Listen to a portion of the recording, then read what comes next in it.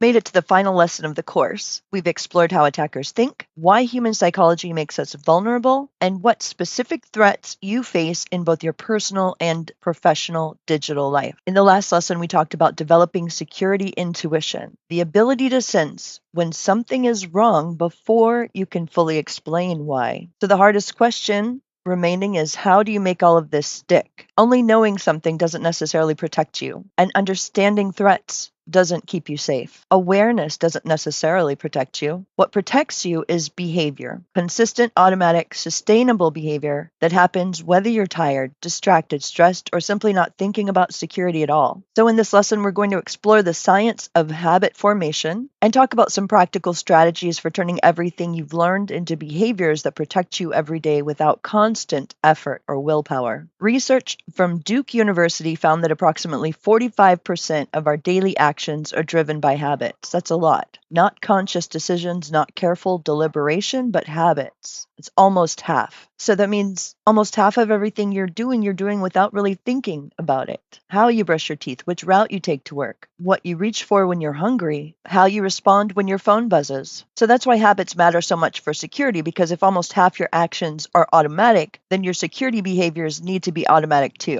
Can't rely on remembering to be careful or depending on willpower. You need habits that run in the background, protecting you without constant conscious effort. You're going to have habits. The question isn't whether or not you're going to have habits. The question is whether those habits are going to protect you or expose you. You might have heard someone say it takes about 21 days to form a habit. And this idea comes from a 1960s self-help book by a plastic surgeon who noticed his patients took about 3 weeks to adjust to their new appearance after surgery. So it wasn't really meant to be a scientific claim about habit formation. A study from University College of London tracked people to build new habits over 84 days. The researchers with that found that on average it took 66 days for a behavior to become automatic. But it's super important to note that the range was actually enormous. It was actually between 18 days to 254 days, depending on the person and the complexity of the behavior. Simple habits like drinking a glass of water with lunch became automatic a lot faster. Complex habits like doing 50 sit-ups before dinner took a lot longer, and there was significant individual variation. So if you expect a security behavior to feel automatic after 3 weeks and it doesn't, because people always hear that 1960 statement by that plastic surgeon, they often give up because they're thinking, well, it didn't work. The reality about habits is that you got to think in terms of months, not weeks. 2 to 3 months of consistent practice. That's a way more realistic expectation for most security habits. The encouraging news, though, from that research is that initial repetitions have the biggest impact. The behavior gets progressively easier over time. Your biggest effort in maintaining your motivation is until the habit forms, and then it starts to maintain itself. James Clear, author of Atomic Habits, said every action you take is a vote for the type of person you wish to become. No single instance will transform your beliefs, but as the votes build up,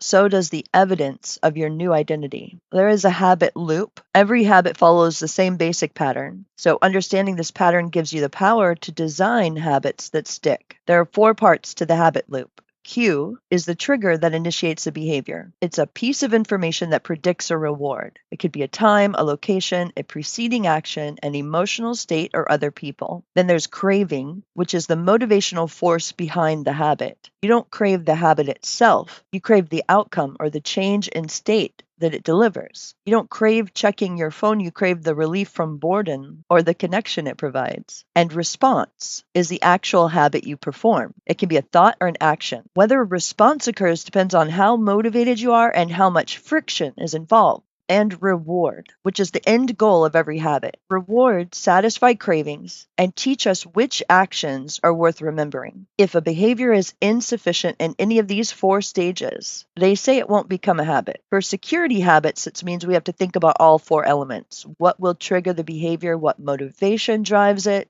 How can we make the response easy? And what reward reinforces it?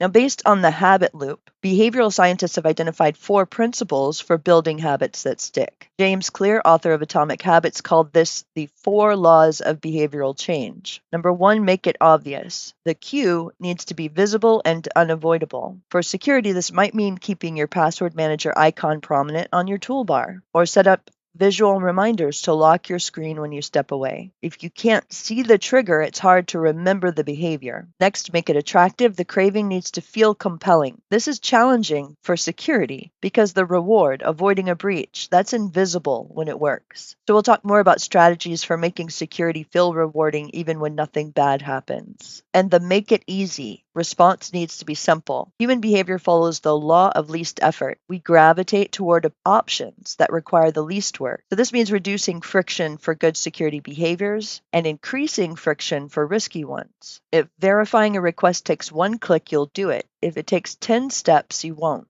And then for making it satisfying, the reward needs to feel good. What is immediately rewarded is repeated. What is immediately punished is avoided. This is where many security behaviors fail. The punishment for bad security is delayed, sometimes by years. The reward for good security is invisible. We'd have to create immediate satisfaction. The secret weapon is habit stacking. It's one of the most powerful techniques for building new habits. It's a simple concept. Instead of trying to build a new habit from scratch, you attach it to an existing habit that's already automatic. This works because your brain has already built strong neural connections to your existing habits. By linking a new behavior to an established one, you leverage that existing wiring. The current habit becomes the cue for the new one. Some security-specific examples. After I sit down at my desk in the morning, I'll check that my screen lock is enabled. After I receive an email with a link, I'll hover over it to check the destination before clicking. After I connect to Wi-Fi in a new location, I'll verify I'm connected to VPN.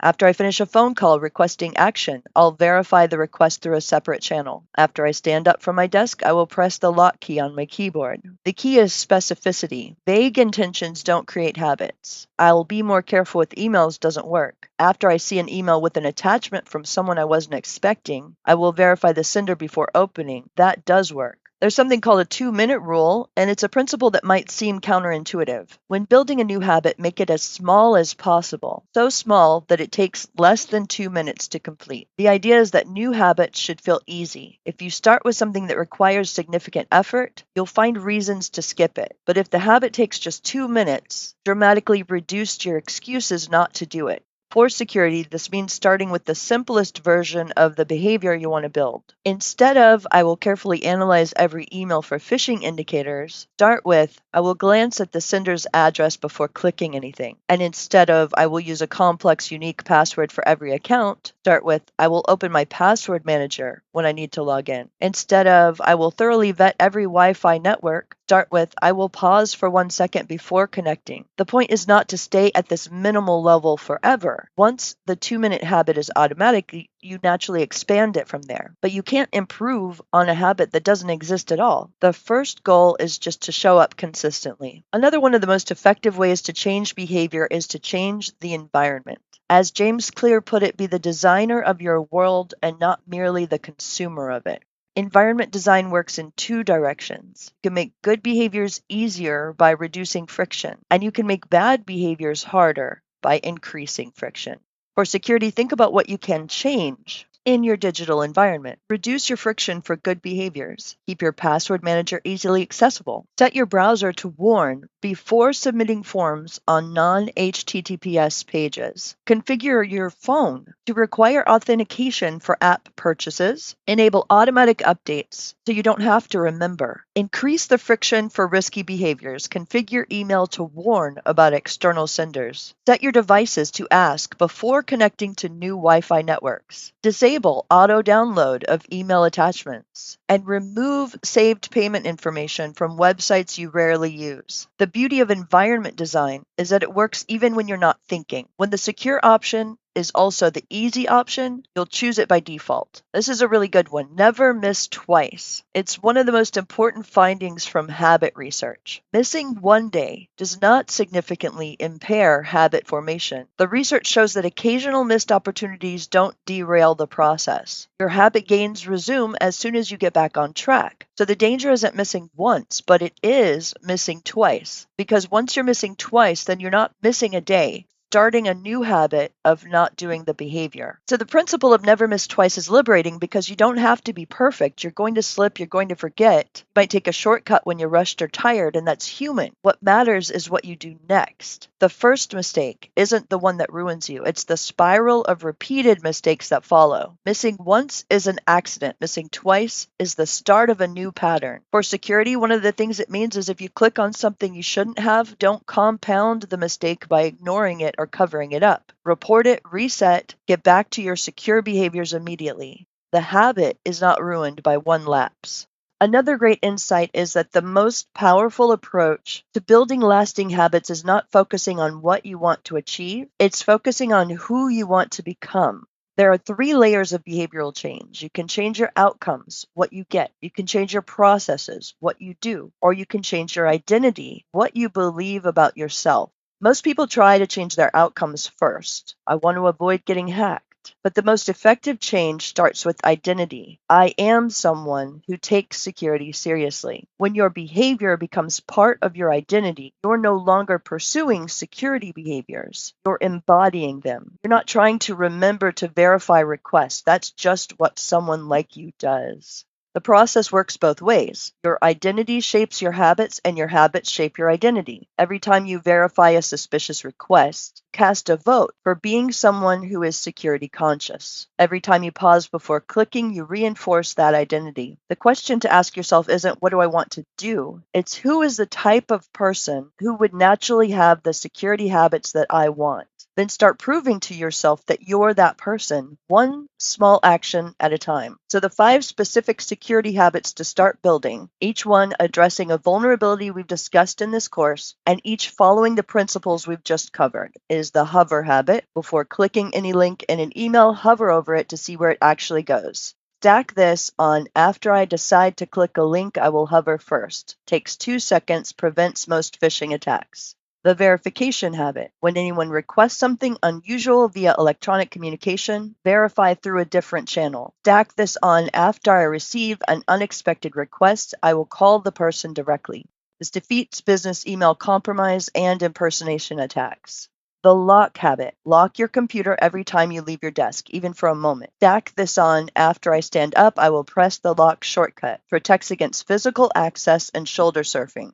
The network habit. Before connecting to any Wi-Fi network, pause and verify it's legitimate. Stack this on, after I see available networks. I will confirm the correct name before connecting. This prevents evil twin attacks and unsecured connections.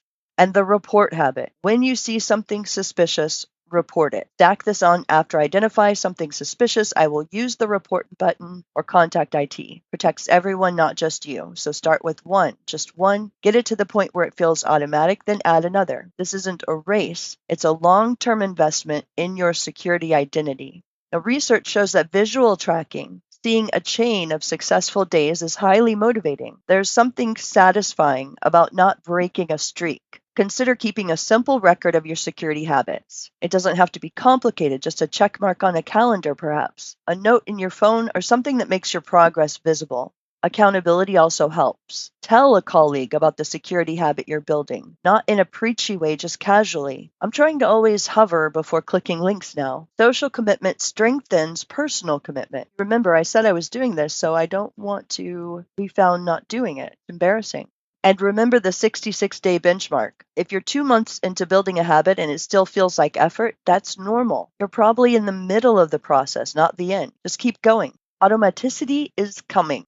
So we've taken the journey through this course. Section 1, exploring the psychology of deception, why we're vulnerable, and how attackers think. We learned that the threat is human exploitation, not just technical hacking. In Section 2, we examined the digital deception landscape, email threats, voice attacks, business email compromise, and the manipulation tactics that make these attacks work. In Section 3, we looked at the hidden dangers in our daily digital routines, passwords, accounts, public sharing, and the software we trust. In Section 4, we ventured outside the office, understanding the risks of travel, remote work, public networks, and personal devices in professional contexts. And in Section 5, we moved from awareness to instinct, developing your security intuition, and now creating habits that stick. You have something valuable. You understand not just what to do, but why. You understand how attackers think, why certain behaviors protect you, and how to build those behaviors into your daily life.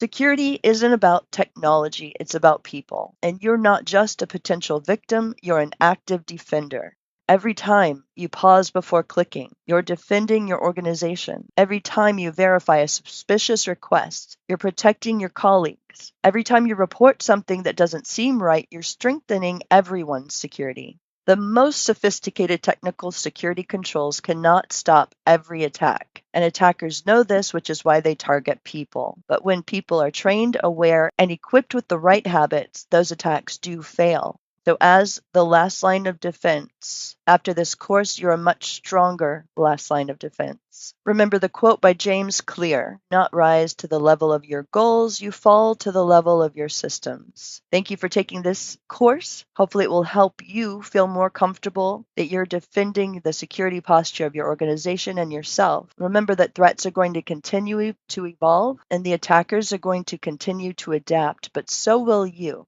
By building these habits, you'll be prepared to face whatever comes next.